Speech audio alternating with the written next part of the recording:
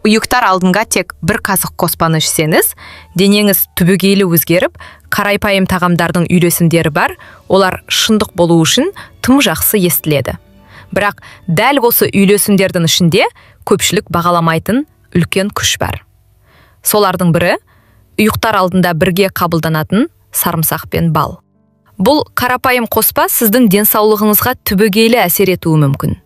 Әсіресе егер жасыңыз 60-тан асқан болса. Сіз сарымсақ пен балды ұйықтар алдында қолданудың 9 пайдалы әсерін білесіз. Олардың бірі терінің жағдайын жақсартады. Екіншісі сүйектерді нығайтады. Ал тағы бірі күйзелісті соншалықты тиімді жояды, адамдар бұл әсерді мгновенное спокойствие деп сипаттайды. Жерорта теңізі елдерінде сарымсақ жай ғана дәмдеуіш емес, ол толыққанды дәрі. Азияда бал ұзақ өмірдің қайнар көзі саналады. Соңына дейін бірге болыңыз. Сіз бұл қоспаның қалай жұмыс істейтінін ғана емес, оны қалай дұрыс дайындап, барынша пайда алуға болатынын да білесіз. Әсіресе 6-шы тармаққа назар аударыңыз. Ол буын ауруларынан зардап шегетіндерге, немесе таңертең ауыр қимылдайтын адамдарға маңызды. Мұны өткізіп алмаңыз. Ұйқы кезінде иммунитетті күшейту. Сіз түнде демалып жатқанда ағзада көзге көрінбейтін, бірақ аса маңызды жұмыс жүреді. Иммундық жүйе түнгі сақшы сияқты. Ағзаны тоқтаусыз тексеріп, вирустарды, қабынуларды және токсиндерді іздейді. Бұл қауіптерге қарсы тұру үшін оған сенімді қару мен қалқан қажет. Сарымсақ пен бал оған дәл осындай қарапайым, бірақ қуатты қорған береді. Сарымсақты жаншып не ұсақтағанда бөлінетін алицин жай ғана табиғи антибиотик емес. Ол бактерияларға, вирустарға және тіпті саңырауқұлақтарға қарсы кең ауқымды әсер етеді. Жүрек саулығы. Жүректің көп қажеті жоқ. Оған аздап күтім, тыныштық және тұрақты ырғақ жеткілікті. Бірақ шын мәнінде біз оны үнемі күйзеліспен, ауыр тағаммен, қозғалыссыз өмір салтымен және созылмалы ұйқысыздықпен шамадан тыс жүктейміз. Осындай жағдайда жүрек шектен тыс жұмыс істейді. Су ішпей, демалмай жүгірген спортшы сияқты.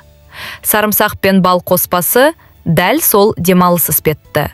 Ол жүректің жүктемесін азайтып, табиғи теңгерімін қалпына келтіруге көмектеседі. Зерттеулер сарымсақ жаман холестерин деңгейін төмендетіп, атеросклероздық түйіндердің пайда болуына жол бермейтінін көрсетеді.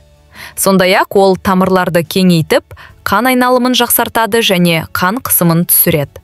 Сарымсақтың басты белсенді компоненті алицин. Ол табиғи тамыр тазалағыш ретінде жиналған қалдықтарды жойып, тамыр қабырғаларының серпімділігін арттырады. Антиоксиданттарға бай болғандықтан, бал жүрек аурулары қаупімен байланысты цереактивті ақуыздың деңгейін төмендетеді. Сонымен қатар балдың құрамындағы флавоноидтар тамырлардың ішкі қабаты эндотелийдің жағдайын жақсартады. Ол олардың икемділігі мен қысымға бейімделуіне жауап береді. Осылайша бұл қарапайым комбинация жүректің табиғи, тыныш және сау ырғағына оралуына көмектеседі. Ұйқыны жақсартады және күйзелісті азайтады. Ұйықтау жай ғана көзді жұму емес. Бұл мазасыздықты артта қалдырып, ішкі шуды өшіріп, денеге шын мәнінде қалпына келуге мүмкіндік беру. Алайда қазіргі қарбалас заманда сапалы ұйқы шынайы байлыққа айналды. Оның жетіспеуі жадыдан бастап қан құрамындағы қант деңгейіне дейін әсер етеді. Осында сарымсақ пен бал ұйықтар алдында табиғи өшіргіш рөлін атқарады. Сарымсақ тыныштық пен тепе-теңдік үшін жауап беретін серотониннің түзілуін күшейтеді.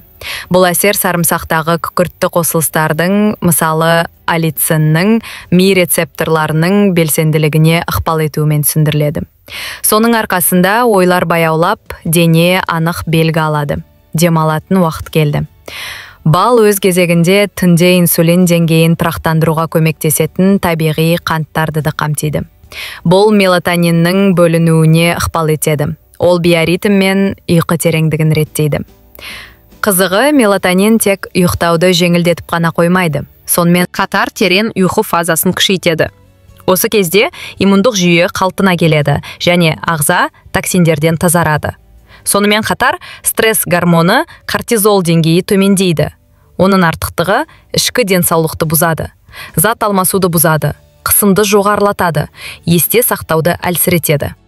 Кортизолдың төмендеуі көңіл күйдің жақсаруымен қатар қандағы қант деңгейінің тұрақтануына және иммундық жүйенің нығаюына байланысты. Осыған орай мазасыздық, ашушаңдық және үнемі шамадан тыс жүктеме сезімі кетеді. Ұйқы жақсарған сәтте дененің басқа процестері де өзгере бастайды. Ас қорытуға көмектеседі. Асқазан ішек жолының жұмысы мен өзіңізді қалай сезінетініңіз арасында тікелей әрі ғылыми дәлелденген байланыс бар. Ас қорыту бұзылса, бәрі зардап шегеді. Энергия азаяды, көңіл күй түседі, тері күңгірттенеді, иммунитет әлсірейді. Сарымсақ пен бал ішектің микрофлорасынан бастап ішкі тепе-теңдікті қалпына келтіруге көмектеседі. Сарымсақ қуатты табиғи пребиотик. Оның құрамында инулин және ішектегі пайдалы бактерияларға қорек болатын басқа да олигосахаридтер бар. Ал енді теріге тоқталайық. Ішекте не болып жатқаны көбіне айнадан көрінеді. Аз токсин, аз қабыну, дәрумендердің жақсы сіңуі, мұның бәрі сыртқы келбетке әсер етеді. Сау теріге апаратын жол осында, іште басталады. Сау теріге апаратын жол осында, іште басталады. Іштің гүрілін елемеңіз. Бұл дененің көбірек тепе-теңдікке мұқтаж екенінің белгісі болуы мүмкін. Ас қорытуға қамқорлық жасау, сұлулыққа қамқорлық жасау. Өйткені дене іштен тазарғанда тері сырттан алысайтады. Ұйықтар алдында қабылданған сарымсақ пен бал іштен жұмыс істейді. Олар біркемелемейді, олар өзгертеді. Сарымсақтың антибактериалды қасиеттері безеулермен және басқа бөртпелермен күресуге көмектеседі. Бал теріні ылғалдандырады және тотуыдан жасушаларды қорғайтын антиоксиданттар береді. Бұл қоспа әжімдерді азайтуға, өңгі тегістеуге және теріге табиғи жарқырау беруге көмектеседі. Енді тыныс алу туралы. Сіз ойламауыңыз мүмкін, бірақ бұл қоспа өкпеге де пайдалы. Әсіресе аллергия маусымында, тұмау кезінде немесе түнде тыныс алу қиындағанда. Сарымсақ пен бал ұйықтар алдында тыныс жолдарын ашып, демді жеңілдетеді. Сарымсақ табиғи шығарғыш ретінде қақырықты сұйылтады. Бал тамақты жұмсартып, тітіркенуді басады және табиғи тыныштандырғыш ретінде әсер етеді. Бірігіп олар тынысты тыныштандырып, ұйқыны тереңдетеді. Тіпті жеңіл астмасы немесе маусымдық аллергиясы бар адамдарда бұл қоспаны ішкеннен кейін жеңілдік сезінгенін жиі айтады.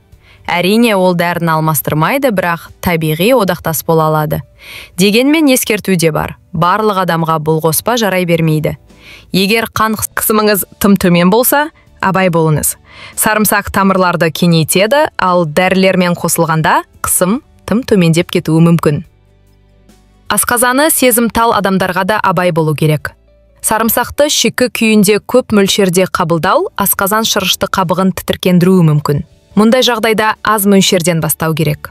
Жүктілік пен бала емізу кезінде де алдымен дәрігермен кеңескен дұрыс. Әр ағзаның реакциясы әртүрлі болуы мүмкін. Қалай дайындауға болады? Бір бас сарымсақ, 8-10 тіс. 200 мл табиғи бал. Ең дұрысы шикі, пастерленбеген. Сарымсақты тазалап, аздап басыңыз. Толық езбей. Сонда шырыны шығады. Оны шыны ыдысқа салыңыз. Үстінен бал құйыңыз. Ағаш қасықпен араластырыңыз. Қақпағын бос жауып, 3-5 күн бөлме температурасында қалдырыңыз. Қабылдау тәсілі. Ұйықтар алдында жарты не 1 шай қасықтан. Қалаған жағдайда жылы сумен ішіп жіберуге болады, немесе жай ауызда ерітуге болады. Курс 2-3 апта, содан соң үзіліс. Маңызды ескерту. Қоспа дайын болған соң тоңазытқышта сақталады. Металл қасық қолданбаңыз. Алғаш рет бастағанда жарты қасықтан бастаған дұрыс. Бұл қоспаның қасиеттері ғылыми тұрғыдан да дәлелденген.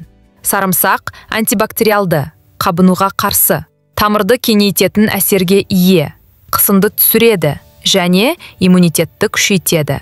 Ал бал антиоксиданттарға бай, тамақты жұмсартады, жараны жазуға көмектеседі және мелатонин түзілуін арттырып, ұйқыны жақсартады. Бірақ бұл панацея емес. Дәріні алмастырмайды. Оның әсері жұмсақ әрі біртіндеп жиналады, ал ол дұрыс өмір салтымен бірге болғанда ғана күшті сезіледі. Ең бастысы әр ағзаның ерекшелігі бар. Сондықтан әдеттерді өзгертер алдында маманмен кеңескен жөн. Қорытынды. Сарымсақ пен балбың кешкі қоспасы сізге жақсы ұйқы, жеңіл тыныс, күшті иммунитет, ас қорытуға қолдау және теріге сұлулық береді. Бірақ одан да маңыздысы, бұл өз денеңізге деген қамқорлықтың белгісі.